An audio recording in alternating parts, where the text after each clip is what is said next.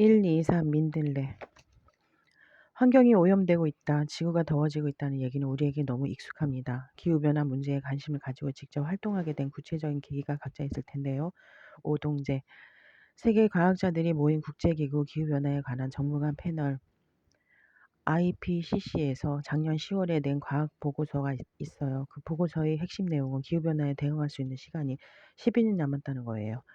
2030년까지 2010년 수준의 온실가스 배출을 절반으로 줄이고 2050년까지는 순제로를 달성해야 한다고 나와 있어요. 파리 협정을 채택한 국가들은 2015년 제출한 목표보다 5배 더 노력해야 한다는 내용이 제게는 상당히 충격이에요.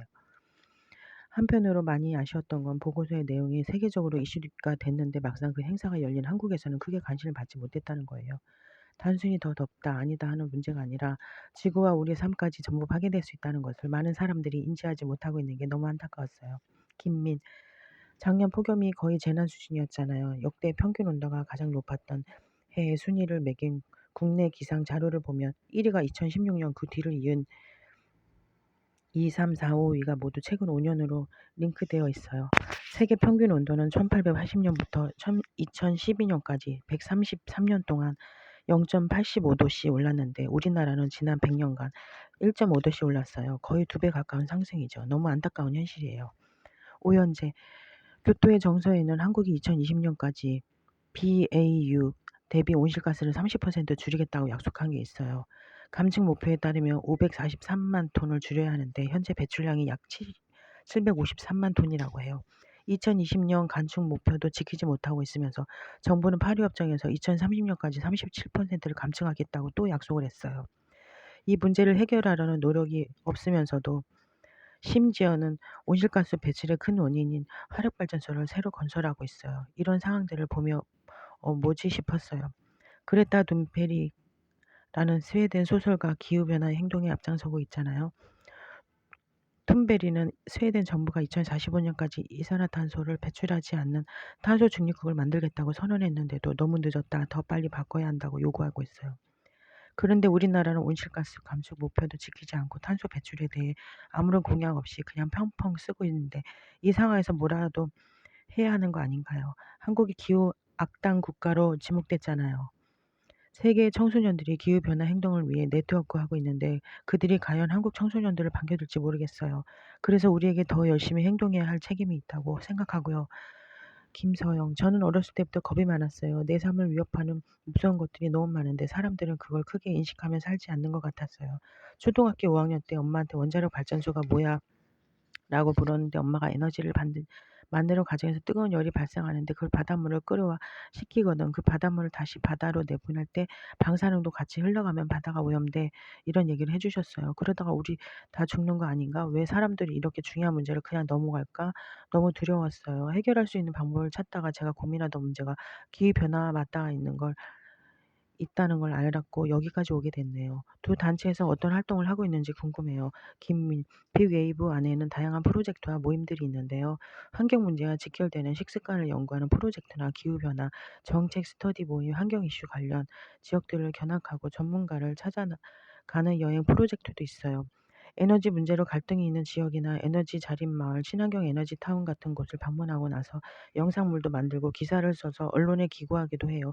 문제의식이 있지만 혼자서 고립하고 있는 사람들이 지속적인 네트워크를 만들 수 있도록 촉진자 역할을 하려고 노력 중이에요. 시민단체보다는 훨씬 유연하고 주도적으로 그때그때 필요한 일을 기획할 수 있다는 장점이 있어요. 오연재. 청소년 기후소송단은 집회 등을 통해서 정치계, 시민사회, 교육기관에 각각 기후변화 대응을 촉구하고 있어요. 정부에는 당장의 경제성을 따지기보다 정의로운 전환에 초점을 맞춰야 한다고 요구하고 있어요. 시민들에게는 미세먼지, 한파, 가뭄이 바로 자신의 위기임을 인식해달라고 호소하고 있어요. 대만 같은 경우 후쿠시마 핵발전소 사고 이후부터 계속 시민들이 움직여서 결국 국민투표로 탈핵을 이끌어냈잖아요. 대한민국도 시민이 관심을 가지고 목소리를 내야 정부가 움직여요.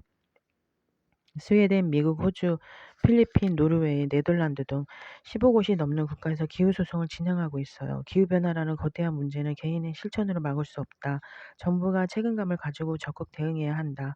이런 거죠. 단기간에 끝날 수 있는 소송은 아니지만 그 추세에 힘입어서 저도 기후소송을 준비하고 있어요. 언론과 정치권에도 알려 시민들의 지지를 넓혀가는 게 중요하다고 생각해요.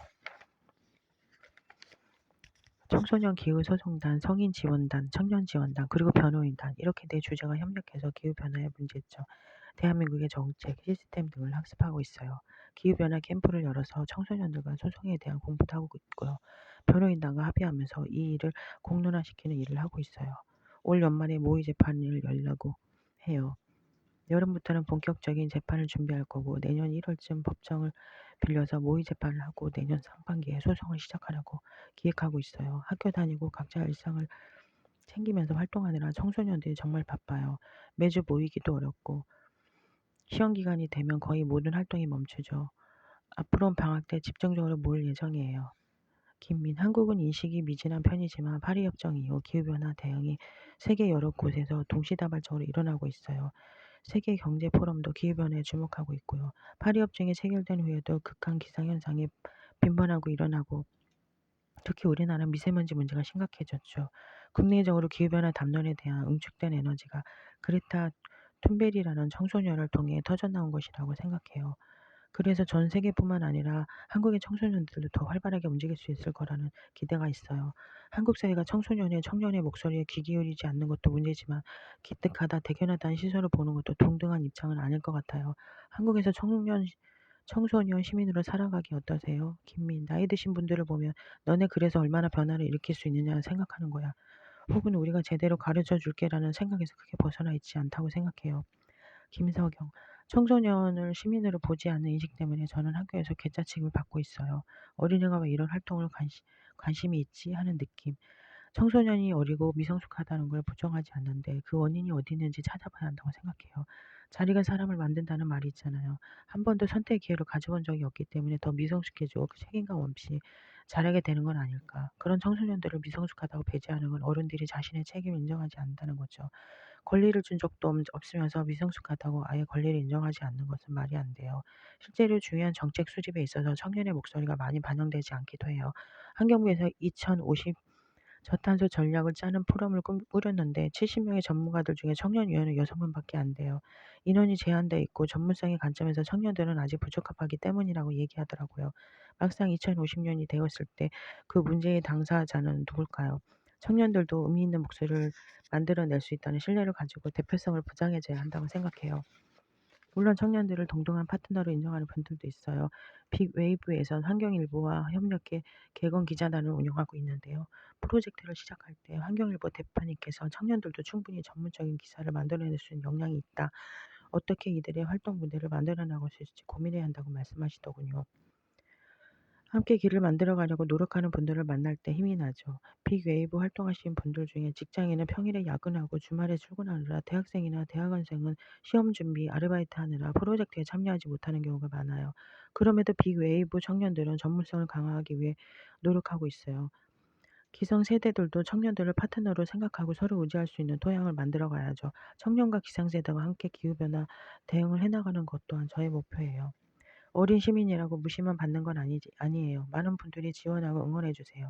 주머니 털어서 후원해 주시는 분들도 계시고요. 경험도 부족하고 어려움도 많은데 그럴 때 어른들 도움을 많이 받아요. 오히려 제가 힘이 빠지는 건 언론에 인터뷰를 하거나 글을 기고하면 그런 활동에서 생기부에 올리려고 나중에 그거 가자고 가지고 대학 가겠네 이런 댓글이에요.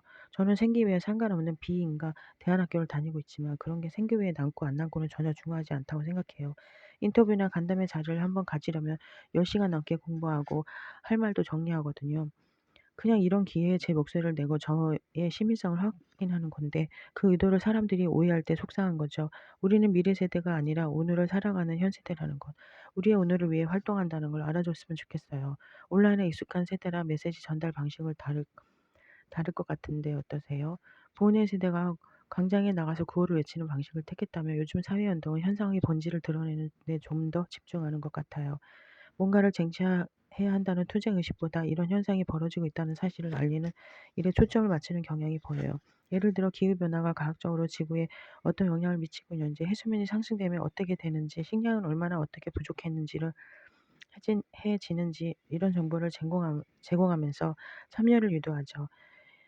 영상과 친숙한 세대이다 보니 직관적인 메시지가 중요한 것 같아요. 미세먼지를 주제로 한 노래를 UV, 스탈라장, 라디 같은 가수들이 곡으로 만들어 음반에 싣기도 하고 플로깅이나 플라스틱 프리 챌린지로 활발하게 펼쳐지고 있죠. 예전과 달리 게임하듯이 문화적으로 접근하는 움직임들이 많아지고 있어요. 집회는 노래 부르고 춤추고 다양한 콘텐츠들로 퍼포먼스를 즐기면서 함께하는 힘을 느끼는 광장이라고 생각해요. 모여서 같이 모여서 같이 즐기면서 힘을 얻고 위로를 받고 그런 모습을 사람들이 보면서 흥미를 가지고 참여하고 싶어지고 그런 게 요즘 시민운동인 것 같아요. 지나가던 사람들이 잠깐이라도 눈을 돌릴 수 있었으면 좋겠다. 그러다 운이 좋게도 발걸음을 멈추고 우리의 소리를 들을 수 있었으면 좋겠다. 공간과 약간의 충격을 줄 수 있으면 좋겠다. 그런 마음으로 조형물도 만들고 피켓도 준비해요. 지난 3월 15일 있었던 기후변화 대응을 위한 등교 거부에 이어서 5월 24일에도 집회가 있었는데 이번 행사 주제를 교육으로 잡고 있는 만큼 학생들에 관한 이야기를 다룰 예정이에요. 가볍게 볼 수 있지만 묵직한 의미가 담긴 행사를 준비하고 있어요. 오래오래 여러 번 생각하게 만드는 퍼포먼스가 되었으면 좋겠어요. 나이별로 요구되는 성취 기준을 향해 밤낮없이 달려야 하는 사회잖아요. 각자 바쁜 시대에 이런 활동을 하는 힘이 어디서 나오는지 궁금해요. 이런 활동이 경쟁 사회를 살아가는 제 개인적인 생존 전략이기도 하다고 생각해요. 기후변화라는 주제를 가지고 할 수 있는 일들을 찾고 경험을 쌓다 보면 자연스럽게 다른 일들과 연결되지 않을까 생각하고 있어요. 또 어떻게 어른다는 어른이 될 수 있을까 같은 고민에서 이런 실천이 나오는 것 같아요. 단순히 시간이 흘러서 되는 어른이 아니라 후배나 자식들에게 존중받을 수 있는 사람이 되면 좋겠다고요. 오랫동안 생각해 왔거든요. 다음 세대에 좀 더 나은 환경을 물려주는 게 어른으로서 해야 하는 역할이 아닐까 생각해요. 작년 12월에 국회 기후변화 포럼의 대학생 창간단으로 선발돼서 기후변화 당사국 총회를 다녀왔어요. 그곳에 한국 기자는 아무도 없었어요. 총회 다녀와서 기자 시험을 준비하라고 했는데 만약 제가 노력 끝에 기자가 된다 해도 기후변화 문제를 다룰 수는 없겠구나 생각했죠.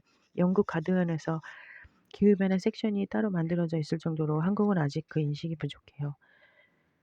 기자 시험을 잠시 미루고 제가 할 수 있는 일들을 빅웨이브에서 더 찾아보려고요. 함께하는 사람들이 늘어나고 있는 것도 제게 동력이 되는 것 같아요.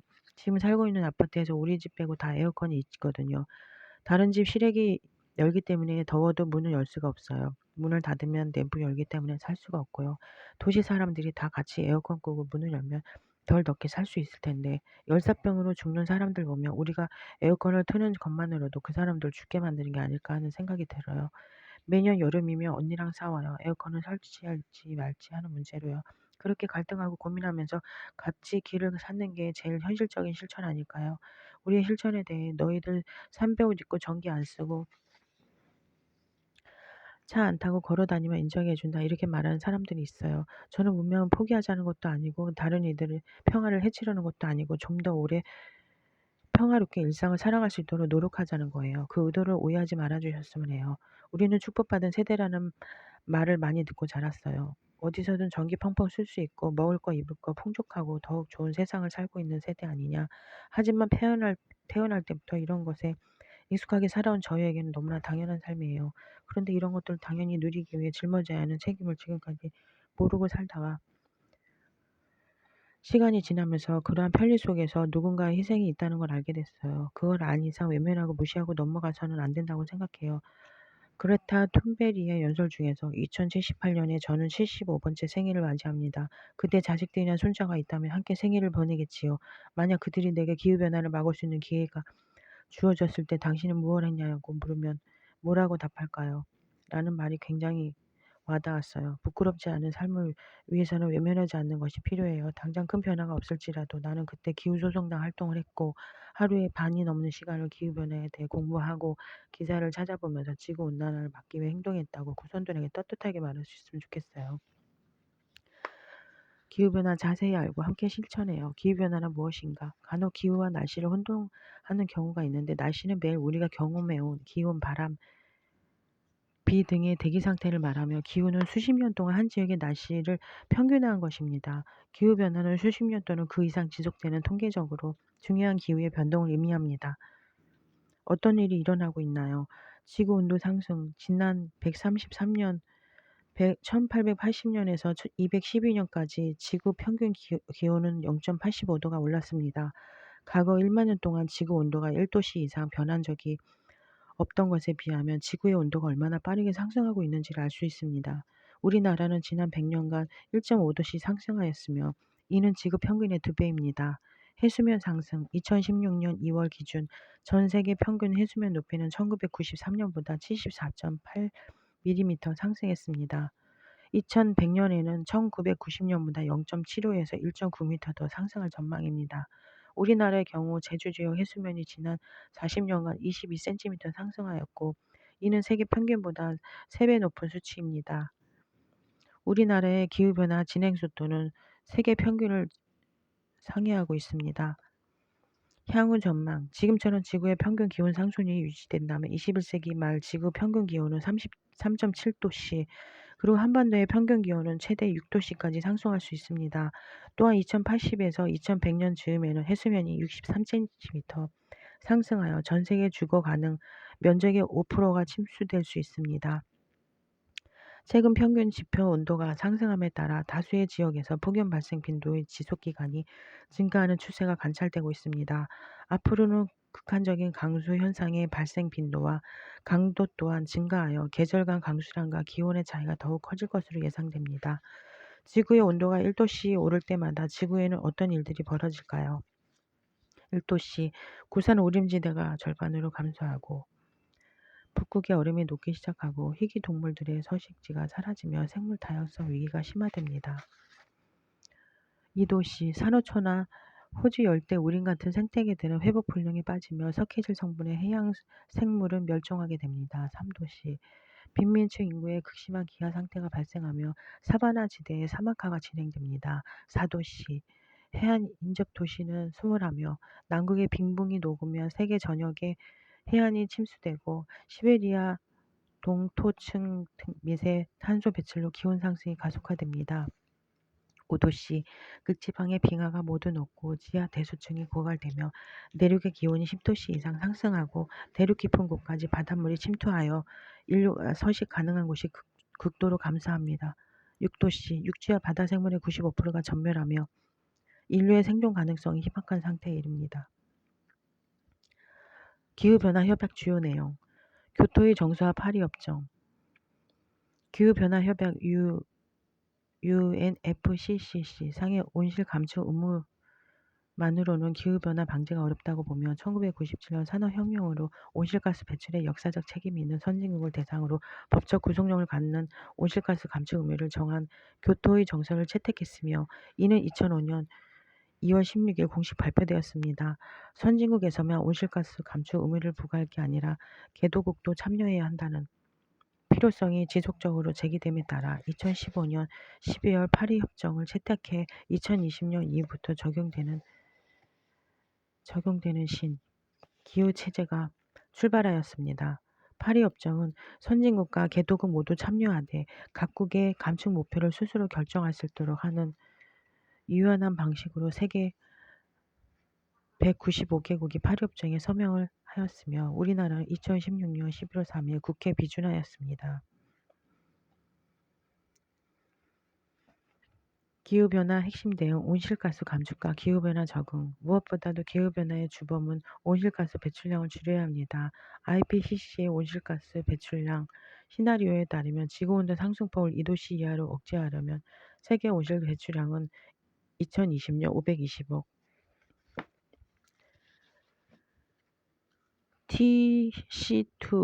TC2-EQ에서 정점을 찍고 이후 빠르게 줄어들어야 합니다. 그러나 실제로는 파리 협정에 따라 전 국가가 약속한 2030년까지의 온실가스 감축 계획을 100% 이행해도 온실가스 배출량은 줄어들지 않을 것으로 보입니다.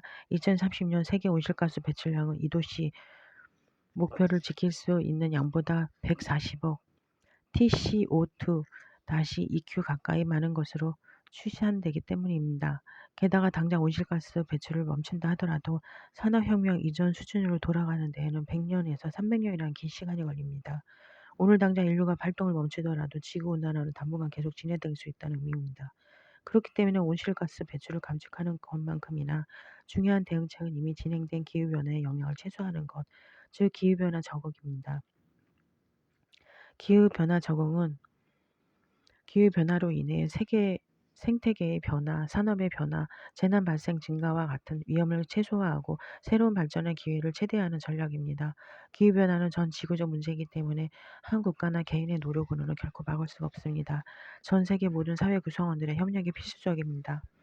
지금 우리가 실천할 수 있는 일, 에너지의 차원의 실천, 냉난방, 에너지 및 전력의 절약, 수돗물 절약, 차량 공회전 자제, 대중교통 이용, 카풀 활용, 차량 시프제 동참 등의 실천이 필요합니다. 차량 친화저 제품 사용, 환경오염 부하가 적은 상품, 즉 에너지 효율이 높거나 폐기물 발생이 적은 상품을 선택합니다.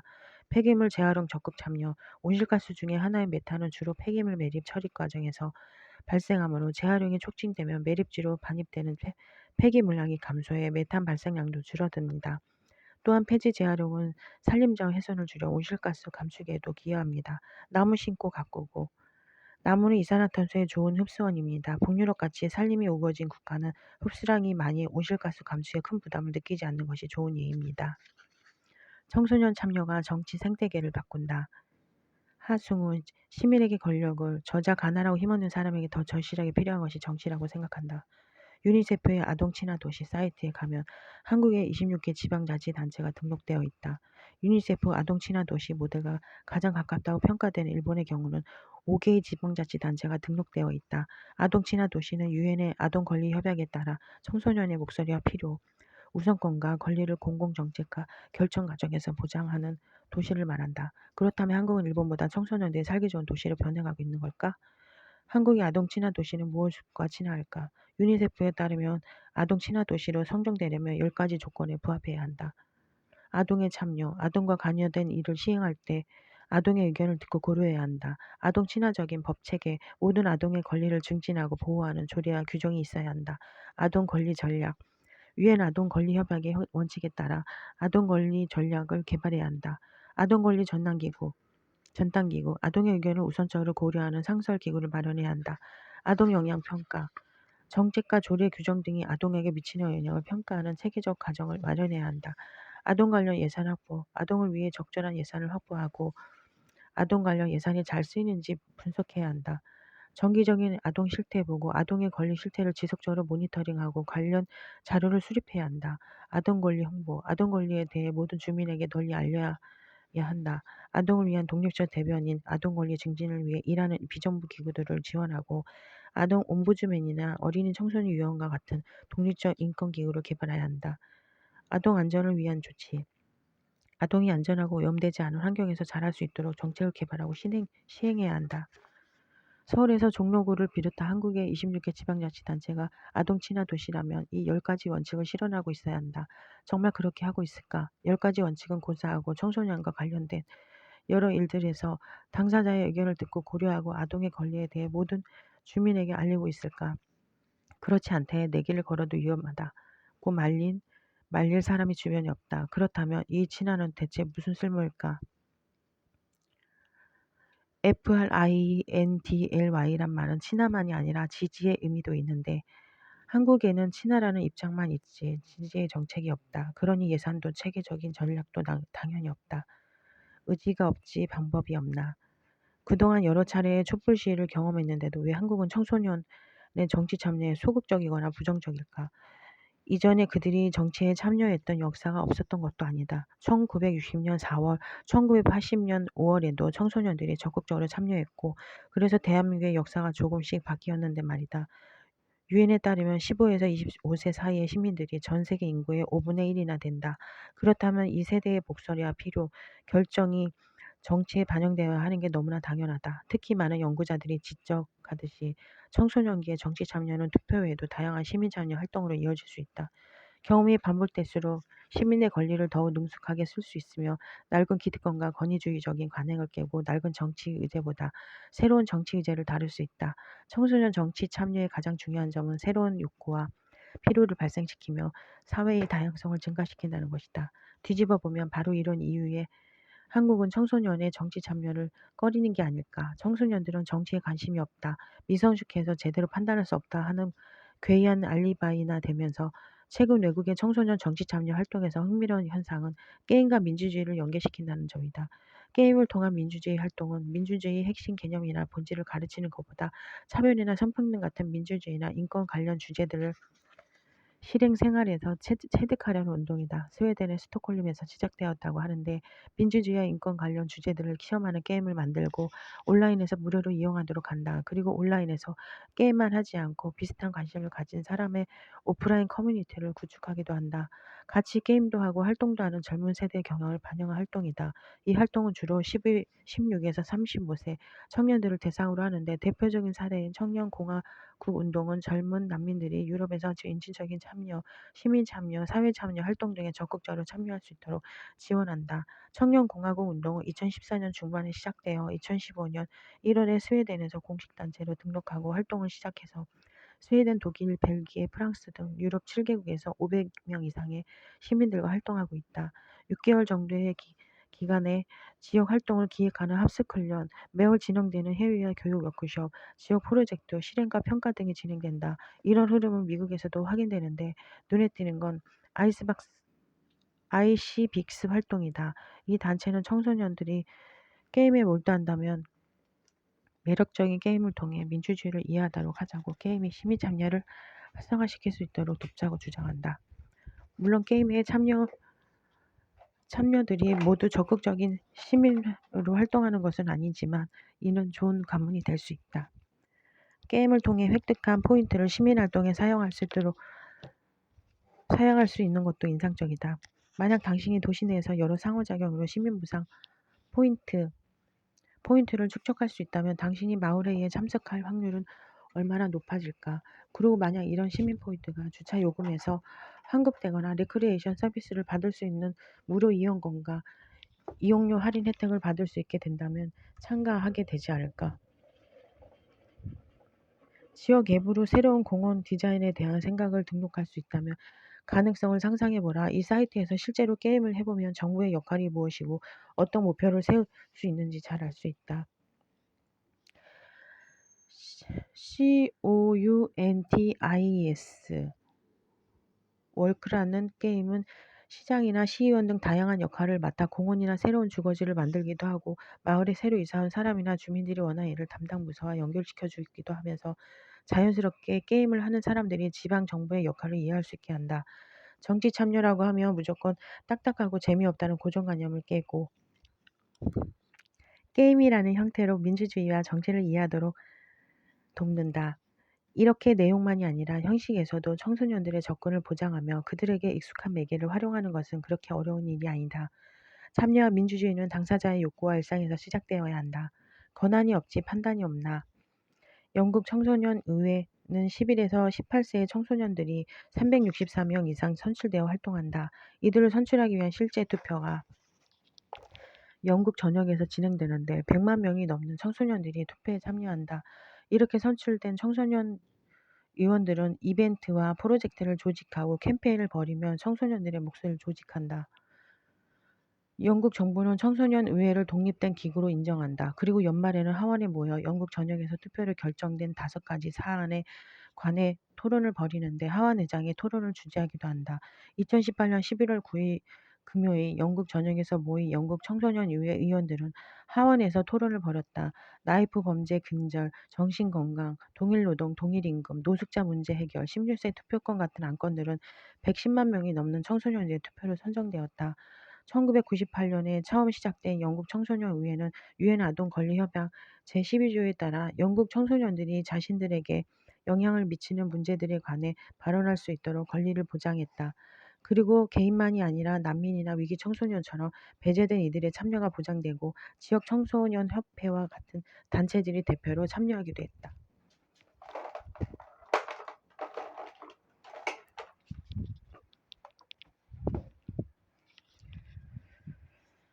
이런 흐름은 미국에서도 확산되는데 눈에 띄는 건 아이스박스 활동이다.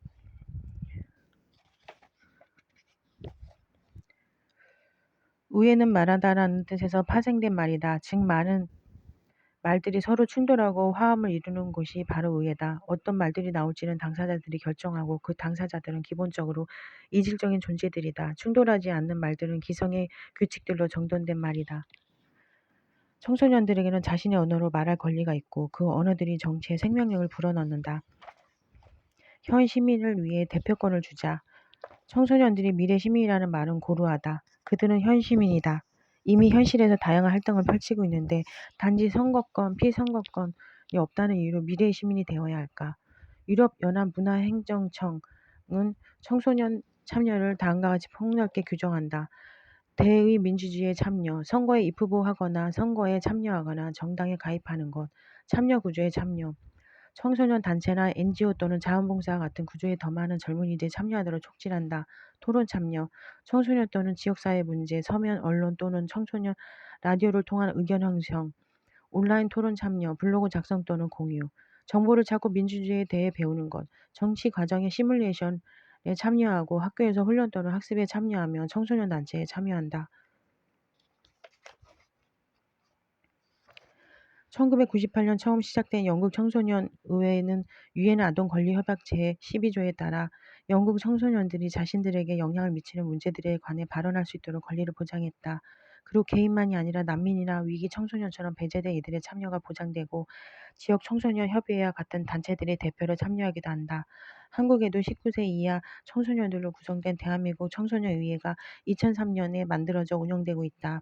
전국에서 선발된 중고등학생 160여 명은 청소년 국회의원으로 정치, 법제, 외교, 통상, 교육, 과학, 기술, 청소년 권익, 통합, 문화, 경제, 복지 총 5개의 상임위원회에서 활동한다. 2018년에 대한민국 청소년의회는 화장품 유해 화학성분 검사 및 안전 인증 마크 표시를 위한 화장품법 개정안, 청소년 임금 체불 등 부당행위 방지에 대한 근로기준법 일부 개정안 기간제 교원의 경우 처우 개선에 관한 교육공무원법 개정안, 정보통신망 이용 촉진 및 정보보호에 관한 법률 개정안, 외국인 노동자의 처우 개선을 위한 외국인 교육법 개정안을 청원하도록 했다. 영국과 한국의 차이는 뭘까? 한국은 청소년들을 위한 특별 프로그램이고 영국은 독립기구로 인정된 일상 프로그램이다.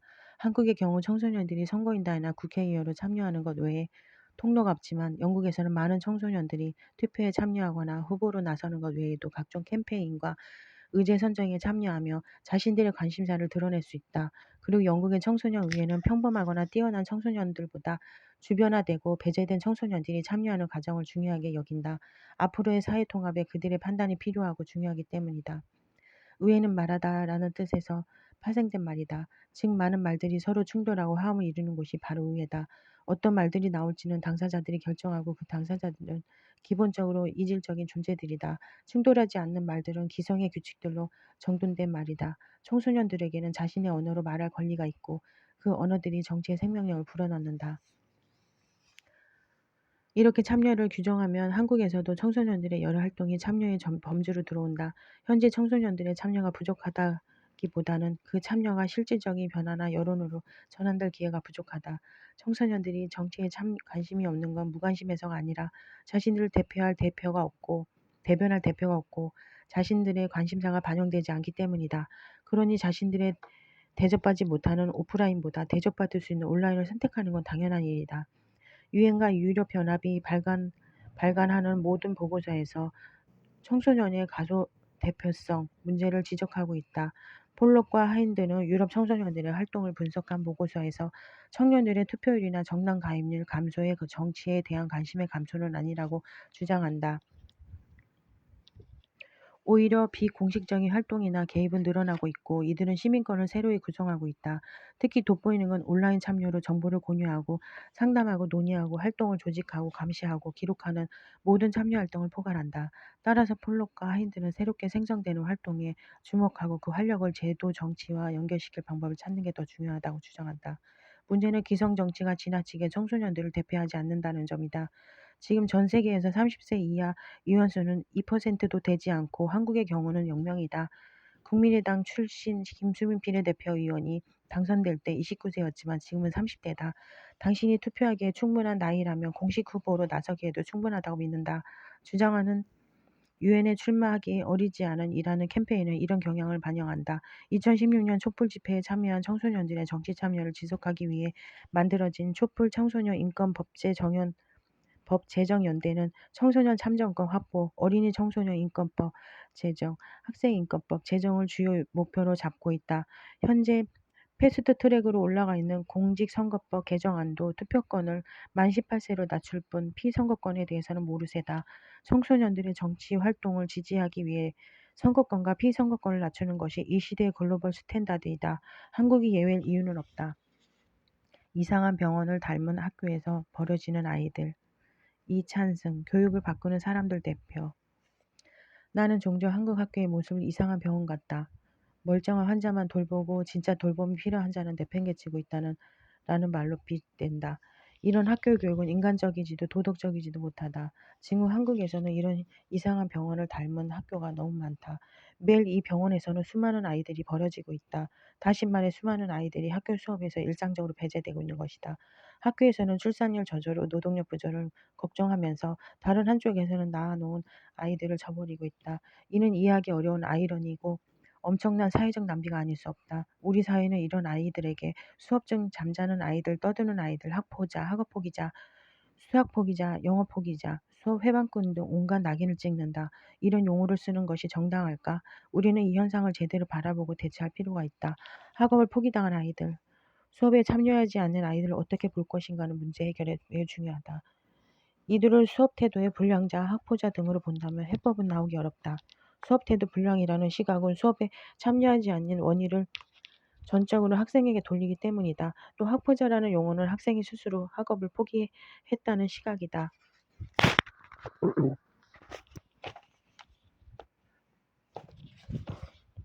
하지만 이들 중 대부분은 스스로 학업을 포기한 것이 아니라 어쩔 수 없이 포기를 당한 것이 가깝다. 그래서 굳이 줄여서 부르려면 학포당자, 학업 포기를 당한 자, 학포자보다 더 타당한 명칭일 것이다. 이들을 수업 거부자로 부른다면 어떨까? 이들은 학습을 스스로 포기한 것이라기보다 시스템과 교수법이 학습을 포기하게 만들었기 때문에 어쩔 수 없이 수업을 거부하는 것이라는 느낌이 든다. 수업을 거부하는 아이들이란 시각은 왜 아이들은 수업을 거부할까라는 질문을 떠올리게 하기 때문에 수업에 참여하지 않는 것을 일방적으로 아이들 탓으로 돌리지 않는다. 대신 자연스럽게 수업 내용이 아이들에게 의미가 없어서일까? 아니면 내용이 너무 어렵거나 가르치는 방식이 재미가 없기 때문일까? 교사와 부모가 이미 너는 어떻게 해도 안 돼 같은 낙인을 찍었기 때문은 아닐까? 같은 성찰적 질문을 하게 만든다. 아마 수업에 참여하지 않는 원인을 조사해 본다면 다양할 것이다. 배우는 내용이 살아가는데 별로 쓸모없을 것 같아서 수업 내용이 내가 이해할 수 있는 수준을 넘어서기 때문에 수업 방식이 너무 고리타분해서 교사가 아이의 가능성을 제거하는 발언을 했기 때문에 선천적 학습 장애를 안고 있기 때문에 등 자이든 타이든 수업 거부는 이런 요인들이 복합적으로 작용한 결과일 것이다. 이런 원인 분석에 대해 이의를 제기할 사람들도 있을 것이다. 흔히 학습 부진을 가정 환경 탓으로 돌리는 경우가 많다. 이는 물론 관련 연구를 통해 잘 알려져 있는 사실이지만 시스템 요인, 학교 요인, 교사 요인 등도 매우 크다. 미국의 경우를 보자. 흑인과 히스패닉계 아이들 비중이 80%가 넘는 학교도 몇 년간의 특별한 노력 끝에 학업 성취도가 급상승하고 이것이 유지되는 학교들이 얼마든지 있다. 이를 어떻게 설명할 것인가? 개인 수준에서만 봐도 그렇다. 특히 초등 저학년 때 어떤 교사를 만드느냐가 아동의 성장과 성취도에 큰 영향을 미친다는 점은 잘 알려져 있다. 이제 학습 부진에 대해 가정 환경, 학생 개인을 탓하는 것에서 시스템, 학교 분위기, 교육과정, 교육법 평가, 교사의 탓으로 초점을 이동시킬 필요가 있다. 학습 부진과 학교 부적응은 시스템과 환경의 문제이며 교육과정의 무능 탓이라는 쪽으로 관점이 바뀌어야 한다. 학생의 학업 실패와 관련하여 뇌 기반 교육의 세계적 대가인 에릭 젠스는 아래와 같이 말하고 있다. 실패하는 학생은 없다. 우리 아동, 청소년을 실패하게 만드는 학교가 있을 뿐이다. 동기가 없는 학생은 없다. 교실 수업이 놀라울 정도로 지루하고 학생들의 욕구에 무관심하며 내용이 학습자의 삶과 무관한 수업을 하는 교사들이 있을 뿐이다. 이런 인식은 기존의 교사 연수에 깊은 성찰이 필요하다는 걸 말해준다. 앞으로는 수업에 참여하는 아이들을 어떻게 하면 더 잘 가르칠까 해서 어떻게 하면 모든 아이들을 그들의 흥미와 열정을 기반으로 수업을 참여시킬 수 있을까로 연수의 초점을 바꿔야 한다. 학교 교육 우선순위에 대해 전환이 필요하다. 학교에서 학포당자, 학업을 포기당한 자가 발생하지 않기 위해서 크게 두 가지 변화가 필요하다. 하나는 교육에 종사하는 사람들의 도덕적 사명감을 회복하는 일이다. 이는 모든 아동은 성공적으로 배울 수 있다. 격차를 줄인다라는 높은 수준의 도덕적 목적과 신념을 갖고 이를 실천하는 것을 말한다. 한국의 학교 현실은 이와 정반대다. 대부분의 학교에서는 중상위권 학생들을 중심으로 수업을 진행한다. 특히 고등학교의 경우 상대평가를 하기 때문에 중하위권 아이들은 제대로 상위권 아이들의 들러리 역할에 머문다. 많은 고등학교가 생활기록부든 교내에서 여는 어떤 대회든 상위권 학생들에게 기회를 몰아주어 상위권 대학 진학률을 높이려 한다는 점은 잘 알려진 사실이다. 존 해티의 교육과 크기 연구에 따르면 학생 성취에 대한 교사의 기대가 1.29, 평균 0.4 이상이면 교육 효과가 괜찮은 것으로 간주된다. 학생에 대한 교사의 기대가 높으면 학생이 자신에게 갖는 기대 역시 높아진다. 이에 효과 크기는 1.33으로 교사가 학생에 대해 갖는 기대보다 더 높다. 그래서 교사의 인식이 모든 아동은 성공적으로 배울 수 있다는 성장 관점으로 변화하는 것은 매우 중요하다. 하포당자가 발생하지 않도록 하기 위해 필요한 또 다른 변화는 정의롭고 공정하며 포용적인 교육을 실현하는 일이다. 21세기 들어 세계 주요 국가들의 학교 교육이 지향하고자 하는 최고의 비전과 목표는 공정하고 포용적인 방식으로 교육의 목표를 탁월하게 달성하는 것이다. 이때의 공평은 교육의 기회와 결과가 출신 문화나 배경과 상관없이 모두에게 공정하게 배분되는 것을 말한다. OECD의 정의에 따르면 공평의 의미는 공정과 포용 두 가지를 다 포괄한다. 공정한 동일함이 아니다라고 대변돼도 긍정적 차별 정책을 쓰는 것이 진정한 공정이다. 한편 포용적 교육은 그 사람의 출신 배경, 인종, 언어 등과 같이 상관없이 자신이 속한 사회에서 불편 없이 살아갈 수 있도록 문해력 같은 것을 사회가 책임지고 갖추어주고 각자의 강점을 기반으로 잠재력을 최대치로 키워주는 교육을 의미한다. 문해력의 의미 확장에 대해서도 주목할 필요가 있다. 문해력이란 단순히 읽고 쓰고 셈할 수 있는 능력만이 아니다. 21세기 리터러시는 읽기, 쓰기, 말하기, 셈하기를 넘어 비판적으로 사고하기를 포함시키는 쪽으로 그 정의가 확장되고 있다. 유네스코가 소개하고 있는 리터러시의 설명을 보면 놀랍다. 리터러시는 읽기, 쓰기에 대한 내용이 넘어선다. 이는 우리가 사회에 어떻게 소통할 것인가에 관한 것이다. 이는 사회적 관습과 관계, 지시, 언어, 문화에 관한 것이다. 리터러시를 갖추고 잘 활용하는 사람들은 이를 당연한 것으로 받아들이지만 이를 갖추지도 사용하지도 못하는 사람들은 오늘날 세상에서 이루어지는 소통으로부터 배제된다. 정적 자유로서의 리터러시, 개념의 가치를 알고 이를 고맙게 생각할 사람들은 바로 이들 배제되는 사람들이다. 세계 주요국들은 예외 없이 모든 아동은 성공적으로 배울 수 있다는 성장 관점과 공정하고 포용적인 교육과 각자의 잠재력을 최대치로 키워주는 것을 교육의 최우선 과제로 삼고 있다는 한국 또한 그래야 한다. 한 아이도 포기하지 않는 교육의 실현 방안.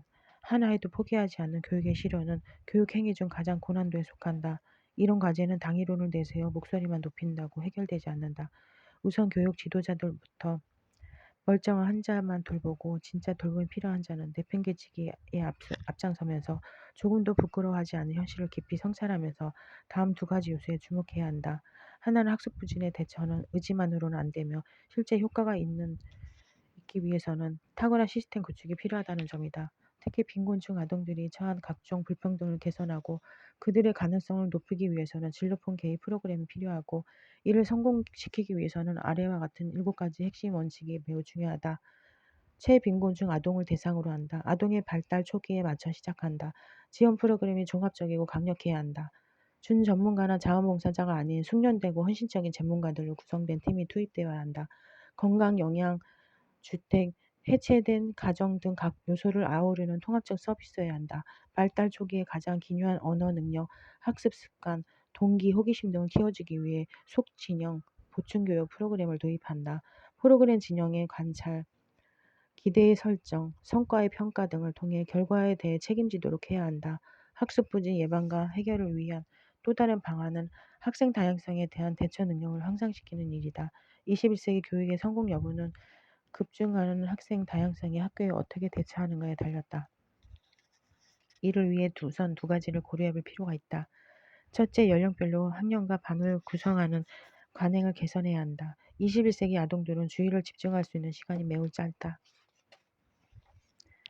이들에게 전통적인 교육과정으로 획일적인 수업을 하며 소수의 아이들을 제외하고는 수업에 집중할 수 없다. 중학교급 이상에서는 흥미, 열정, 준비도 등을 기준으로 학년과 반을 편성하는 것이 좋다. 그러면 다양한 학습 동아리 모습을 갖게 될 텐데 이런 학교는 학교라는 말보다 학습 공동체라는 용어가 더 어울릴 것 같다. 둘째, 교육과정의 유연화가 필요하다. 기존의 학문 중심 교육과정을 모든 아이들에게 획일적으로 요구하는 접근은 개선되어야 한다. 이런 전통적인 교육과정에는 반응하지 않는 아이들의 수가 점점 늘어나고 있다. 그래서 국가 수준의 교육과정을 한 가지가 아니라 두세 가지 정도의 복수로 운영하는 것이 필요하다. 이는 후기 표준화 시대를 연다는 의미다. 상위권 대학을 들어가는 것이 제일 목표인 아이들에게는 현재와 같은 입시 중심 교육과정 운영이 불가피할 것이다. 그러나 대학 졸업장에 대한 가치와 인식이 빠르게 변하고 있다. 학생 각자의 흥미와 열정 중심으로 학습할 수 있는 자기 선택, 교육과정 운영이 가능해지면 입시 준비 교육에만 매달리는 일이 줄어들고 수업 중 잠정하나 떠드는 아이들도 수업에 적극 참여하게 될 것이다. 공식적 교육과정 외에 프로젝트 기반 교육과정, 비공식적 교육과정을 병행 운영할 필요가 있다. 비공식적 교육과정은 대안학교, 교육방, 마을학교, 지역아동센터 등도 포함하는 개념이 될 것이다. 이는 21세기 교육 생태계의 변화를 적극 받아들이고 학교라는 닫힌 개념을 활짝 여는 접근이다. 일본도 전통적인 교육과정 외에 IB5 교육과정을 병행 운영하고 있지 않은가. 한편 프로젝트 기반 교육과정을 연결 교육과정이란 별칭으로 부르고 이런 교육과정을 운영하는 학교를 열정학교라 부르는 것도 좋을 것이다. 우리 사회는 이 이상한 병원을 닮은 학교를 더 이상 눈 감거나 방치해서는 안 된다. 이 문제를 해결하기 위해서는 교육자들의 깊은 성찰과 기존의 상식을 뛰어넘는 발상과 접근이 필요하다. 정부 또한 벌어지는 아이들에 대한 문제의 심각성을 깨닫고 이의 해결을 우리 교육의 최우선 과제로 삼아야 할 것이다. 수학에 스며든 시민교육. 함영기.